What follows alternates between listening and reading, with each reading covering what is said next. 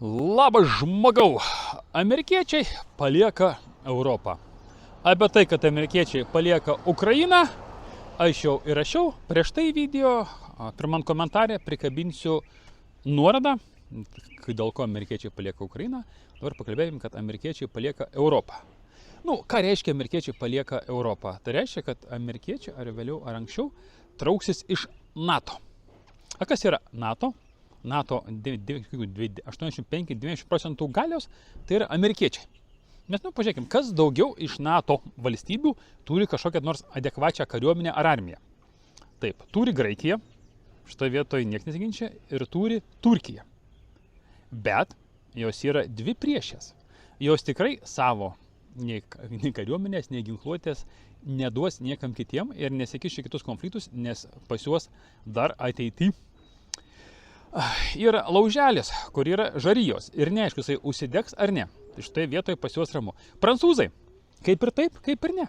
Prancūzai skaičiuoja 200 000 armiją, bet pažiūrėjus ekspertų skaičiavimus, realių kareivių, atmetus virėjas, vairuotojus, administraciją, vadovus ir visą biurokratiją, skaičiuoja įvairiai nuo 25 iki 45 000. Bet aš dabar randuos Afrikoje, kaip jūs žinot, Gabonas prieš metus išvarė iš čia prancūzus. Ir beveik visa Prancūzijos Afrika, Centro Afrika išvarinėja prancūzus.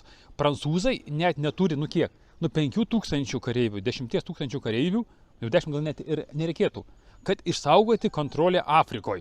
Savo ten keliose valstybėse, gal 14 valstybių. Jie net šito nesugeba padaryti, tai reiškia iš esmės.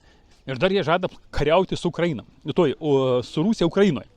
Taigi mes žinom, kad resursų prancūzai neturi. Kas? Švedai. Taip, švedai turi visai neblogą kariuomenę ar armiją, turi visai gerą karinę pramonę, bet vienas niuansas – neatitinkanti NATO standartų.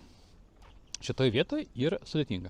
Toliau viskas, daugiau viskas. Olandai su savo tankais, kurie leasingų nupirkti ir pagal leasingo sutartį jiem negalima kariauti.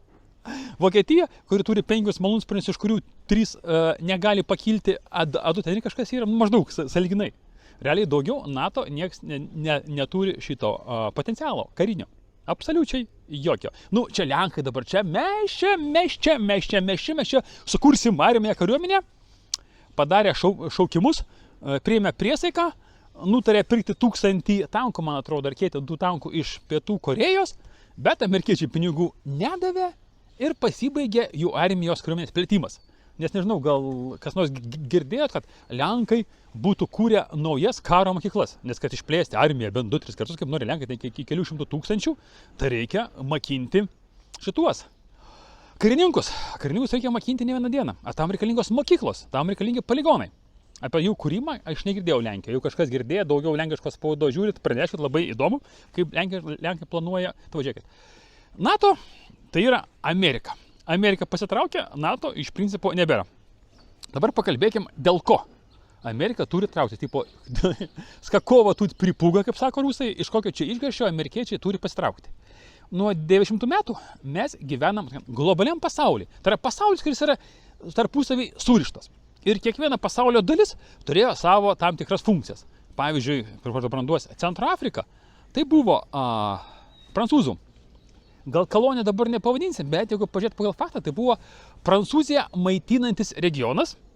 Tai buvo pigių arba už dyką resursų gavimas Prancūzijos korporacijom ir taip pačiai Prancūzijos valstybei. Buvo jų to tikslas. Pavyzdžiui, tai Lietuvos buvo labai paprasta funkcija. Pigios, labai kokybiškos, labai geros darbo jėgos eksportas į vakarų Europą ir pigių kinietiškų ir europinių produktų brangiai pardavimo vieta. O čia yra mūsų rolė, kaip čia reikia, laisvos Lietuvos. Nei mes laisvi, nei mes ką. Buvo tokia rolė globaliam pasaulyje ir Europos Sąjungoje. Ir jeigu ne Lietuvos, tas buvo su Latvijais, su Estais, jeigu ne šitų regionų darbuotojai, vakarų Europos lygis būtų žymiai mažesnis. Tautiečiai, žiūrit, Švedijai, Norvegijai, Anglijoje. Pasakykit, kaip lietuvio darbuotojai skiriasi nuo anglo. Kuris protingesnis, kuris geresnis, ypatingai tie, kurie sėdėt 15-20 metų. Man atrodo, vienas lietuvis, aš manau, kiek tai pažiūrėjus, 5 anglus atstoja. Pagal smegenis jaučiu ir bent 20 atstoja anglų, pagal darbingumą ypatingai tie, kur buvo anksčiau, kai jų nestabdydavo, tai manau, kokie 5 ar 10 manglų grinai atstoja. Buvo aš to Anglijoje, mačiau, kaip mano kolegos dirba, kažkurį video rašinėjau. Mes Lietuvoje tą darbą darom, dviese. Tai ten buvo 4 autobusiukai, minimum po 2 žmonės, 8 žmonės. Tai vienas prie 4, maždaug. Iš ten tie skaičiai ir paimti. Tad pasaulis buvo globalus ir buvo viskas faina. Bet mes gyvenam kapitalistiniam ekonomikos modelį, kur tu pastoviai turi plėstis ir turi kažką tai pastoviai užgrobti naujus plotus. Po Tarybų Sąjungos griuvimo, dar metų iki 18, iki 2008 metų, vakarai labai gerai gyveno, plėšiant mūsų kraštus, visą plėšiant buvusį sovietinį bloką. Realiai mus prišikavo, kiek Lietuvoje uždarė gamyklų. Mes turėjom. Lietuvoje buvo gaminamos mikroschemos, įsivaizduokit, Lietuvoje buvo gaminamos mikroschemos. Ką dabar tik tai gamina Taivanis, biški Amerika bando pasistatyti gamyklų, kažkas tai Vokietijoje yra ir biški Japonijoje. Lietuvoje gamindavo mikroschemas. Nafik, viskas buvo sugriauta, ta prasme, kineskopų gamyklos, televizorių gamyklos buvo, viskas, kam reikalingi, bereikalingi konkurentai. Ir tų visų resursų vakarai toliau normaliai gerai gyveno, užteko resursų. Bet atėjo 2008 metai ir visi suprato, kad baigėsi ir nebėra ką vogti, nebėra ką išnaudoti, nes jau visi maksimaliai yra išnaudojami, kaip tik beįmanoma išnaudoti. Bet kad suprastumėt, 90 metais Tarybų Sąjungos bendras vidaus produktas maždaug buvo apie 12-13% nuo pasaulio ir jisai su tokiu ekonomikos lygiu nesugebėjo išvaldyti 300% pasaulio, nes maždaug socialinis blokas skaitėsi apie 300% pasaulio. Dabar Amerikos ekonomika arba tas bendros vidaus produktas yra maždaug tiek pat. 12-13%, ten galima įvairiai skaičiuoti, tai yra 12-13% nuo pasaulio ekonomikos. Ir jinai bando kontroliuoti visą pasaulį. Kad kontroliuoti visą pasaulį, reikalingi resursai. Kai kas sakys, taigi Amerika spausdina dolerius, kokia problema su tais resursais? Kiek reikės, tiek atsispausdins. Ne, nesąmonė. Dėl vieno paprasto dalyko, ne viską gali nusipirkti už pinigus. Pavyzdžiui, paprastas elementarus dalykas. Dabar trūksta karinės ginkluotės Ukrainai, kad kariautų su rusais. Kaip ir Hebra gali pinigų spausdinti, bet ne problema. Kad ir turėsi 157 trilijardus dolerių, tu negali nupirkti tos ginkluotės, jos fiziškai nėra. Jau ką galėjo, viską nupirko. Lieka tik tai smulkmenos, kur iš nors Ekvadoro, iš kur nors kokį dar seną tarybinį tanką atrasi, ar ten kokias 5, 7, 8 kalašnikovus su 3 šoviniais. Nebėra. Pinigai ne viską sprendžia. Aš jau nebelendu tą paprastą dalyką, tu meilės už pinigus nenusipirksi, netgi sveikatos nenusipirksi už pinigus, netgi gyvenimo laiko neprisilginsi. Bet čia yra kito kanalo Nori Pilsai tematika. Bet realiai reikalingi 3 resursai. Pinigai, intelektualūs resursai ir žmogiški resursai. Vat, pavyzdžiui, paimkim karinę pramonę. Tai dabar Lietuvos statys gamyklą. Pinigų yra, viskas tvarko, čia duos vokiečiai iš mūsų vyriausybė pastatys gamyklą. Bet reikalingi dar, kad būtų žmonės, kurie gali tą gamyklą suprojektuoti. Tie žmonės, kurie gali tą gamyklą staklės suprojektuoti, po to jas pagaminti, reikia viską padaryti, suvežti. Nu, čia mažas toksai daikčiukas, čia kažką, kokią gamyklą nukopijuos, adai įsivaizduoju, kad iš Vokietijos perveš. Ir sakys, mes čia, Lietuvos vyriausybė už tai sumokės jiem, kad jie čia atvežtų gamyklą ir ta prasme, visus pinigus pastau įsivežtų. Bet čia čia penktadienio buvusio tikriausiai, nes video bus kitam savaitėje, ta prasme, tematika. Tai šitoje vietoje reikalingi resursai. Pasaulis buvo valdomas per pasaulio organizaciją, tai pasaulio sveikatos organizacija, ten, pavyzdžiui, sportas, tai per Tarptautinį olimpinį komitetą, finansai, tai per Pasaulio bankas, Tarptautinis valiutos fondas, per jungtinės tautas. Pavyzdžiui, labai gerai amerikiečiai daug šalių valdė per jungtinės tautas, naudodami finansinius reikalus. Kam tas dalykas įdomu, paskaitykite, yra labai gera knyga amerikiečių Finansinio žudiko išpažintis. Yra dabar naujausia versija, tarpsime, padidinta, ten jau aprašo, kaip jau ir netgi tą pačią Ameriką, kaip jau yra išnaudojami, kaip tie patys amerikiečiai yra išnaudojami. Kai kas sakys, tai aš noriu būti taip išnaudojamas kaip amerikietis. Nenori, patikėk manim, tu greičiausiai Amerikoje nebuvai, tik taip prisižiūrėjai labai gražių filmų per Netflix arba per kokį nors Hollywoodų filmų, kaip ten gerai Amerikoje gyvena. Realybė yra biškai kitokia. Tai Amerika nebesugeba to viso pasaulio valdyti. Jie paprasčiausiai trūksta resursų. Jos ekonomika maža, pasaulio mastu žiūrint, protinių resursų nėra, nes pati labai kručiausia, buvo nuo 75 metų vakaruose diegiama balonė švietimo sistema. Jau apie 10 metus, man atrodo, pas amerikiečius jau normalioje spaudoje pradėjo atsirasti žinutės, kad hebra, blogai, mes nebesiauginam protų, mums trūksta smegenų Amerikai. Mūsų švietimo sistema tokia, kad mes smegenim suginam. Pažiūrėkit, aš kiek kartų sakiau, paimkit visas stambiausias korporacijas Amerikos ir pažiūrėkit techninis personalas, smegenys, beveik ne amerikiečiai. Rusai, ukrainiečiai, kiniečiai, azijiečių daug, šitų indų daug. Iš Afrikos yra žmonių kilusių. Tas pats Elon Muskas. Jisai gimęs ir augęs Afrikoje. Kad jūs suprastumėt, ant kokia yra didelė tragedija su smegenim Amerikoje. Kol jie turėjo pinigų, kol jų ekonomika augo, jie tas smegenis pirko. Pirko masiškai, kaip sako rusai, optam. Viską, ką tai galėdavo, viską supirkdavo. Nu, pinigus atspausdini, pasitalini tarpusavį ir viską susipirki. Bet dabar kiniečiai atsigavo, dabar kiniečiai labai daug smegenų nuperka. Bet čia kitas dalykas. Amerika trūksta resursų. Dabar kitas dalykas. Paskaitykit Amerikos šitą, kaip vadinasi, ne karo strategija, tai gynybinė strategija. Pas Amerikoje priešas numeris 1 yra Kinija. Aš žinot, dėl ko Kinija? Ne Rusija. O Kinija, Amerika yra pats didžiausias priešas skaitosi. Dėl man paprastos priežasties. 8 metais jau buvo, jau beveik visiems, kas kažkiek tai masto. Ani tik tai nusirašinėjo nuo 15 minučių ir Delfio. Suprato, kad globalus pasaulio, kad Amerika nebegali išlaikyti globalų pasaulį. Tai dabar tada nebeatsimenu, ar 8 ar 16 metais, kai man atrodo 16 metais, kai Trumpas sakė, kad globalus pasaulis byra, Kinas sako, viskas tvarkoj, amerikonai negali išlaikyti globalaus pasaulio, mes jums pakeisim, mes išlaikysim globalų pasaulį. Esmė tame, kad Kinija pretenduoja į pasaulio valdymą. Jis nori minimum 50% akcijų, tai vadinti tokiais dalykais. Minus amerikiečiai jiems tik tai gali duoti, tik tai 25%. Kinam tas netenkina. Amerikiečiai išlaikyti irgi nebegali.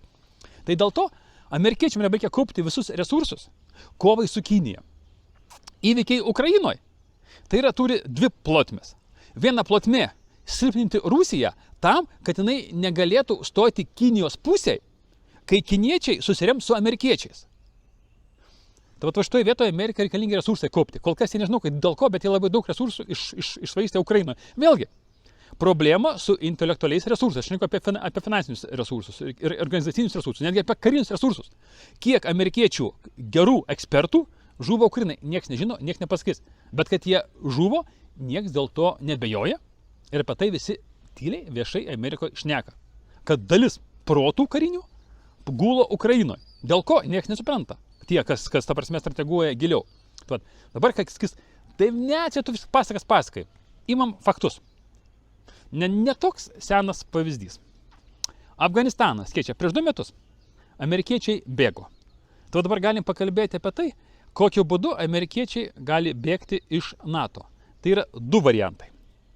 Vienas variantas Afganistano, kitas variantas šitos artimųjų rytų. Kuo skiriasi? Afganistane vieną gražią dieną susirinko šmutkės ir išbėgo. Viską paliko. Tik tai tie, kas parėjo į lėktuvus, gal tam piniginės, telefonai, kokie kompai, kompų diskai, tik tai visi kompai ir tai dar ten pasilika ir pabėga. Kitas variantas tai yra šitos artimų rytų.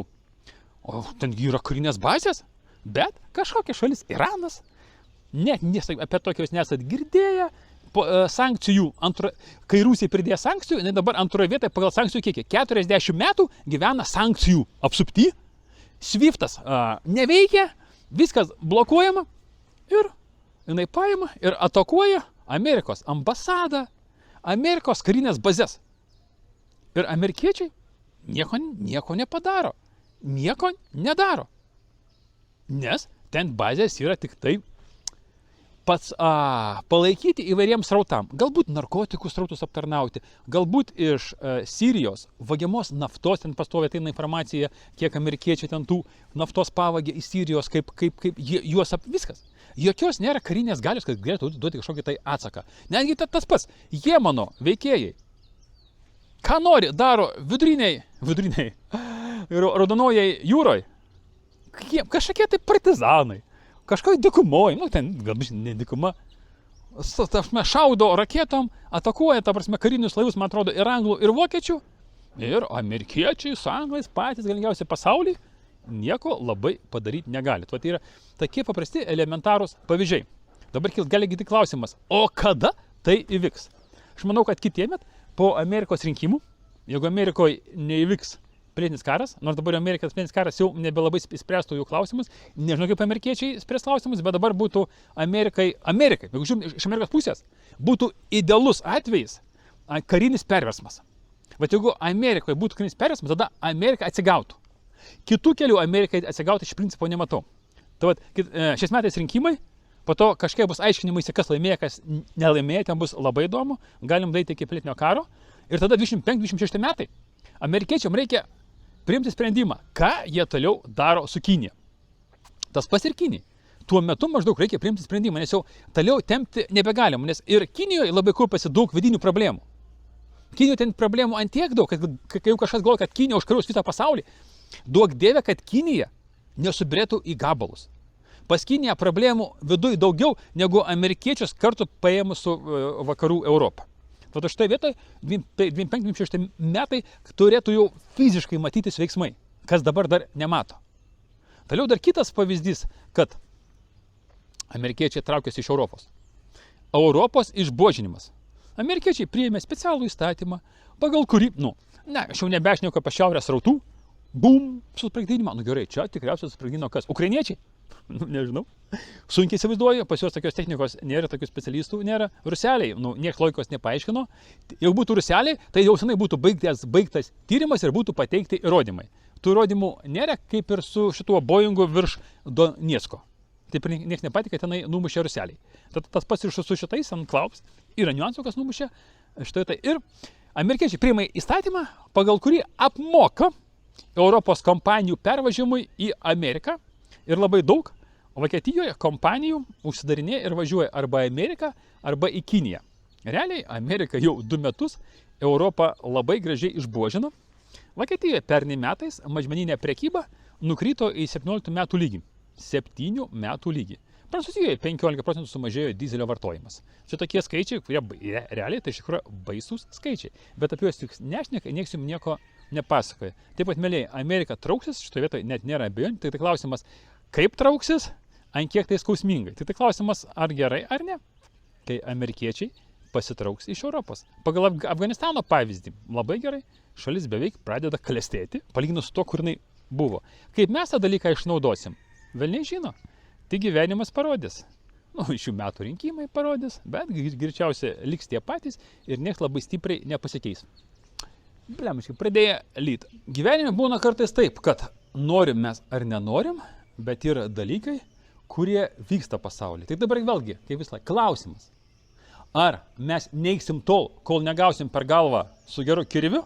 Ar mes sakysim, blogai, nenoriu, tai faina buvo gyventi kaip dabar, bet kažką tai reikia daryti. Tai yra klausimas. Kiek anksti tu pradėsi daryti? Kuo anksčiau pradėsi ruoštis tuo dalykui, rūpintis, o ką daryti ruoštis video pilną aprašymę po šito video, imat ir daro. Tai jeigu skaitot, kad kažką tai šneku ne taip, yra geresnių būdų pasiruošti, aš su mielu noru, rašykit komentaruose, viską įgarsinsim, padarysim, žmonėm apšviesim, įdomių kitų variantų, kaip būtų galima pasiruošti. Arba 3 taškai. Taip pat, mėlyjeji, viskas yra jūsų rankos. Nereikia kaltinti Landsbergių, nereikia kaltinti Ruskių, Baideną, globalistų, kas ten tokie, kur rapoja. Čia labai daug yra tokių raplių, kaip ten tie vadinasi. Tai kažkokių sukiausių mistinių misterijų. Arba nereikia laukti perėjimo į 77 lygį, kai visi blogi žmonės mirs, visi tik tai geri šventėjai išliks, viskas yra bullshitas. Gyvenimas tai yra jūsų rankose. Ir tik tai jūs patys galite skurti arba griauti savo gyvenimus. Arba atiduoti kitiem, man, valdžiai, TikTokui, YouTube'ui. Spręskit.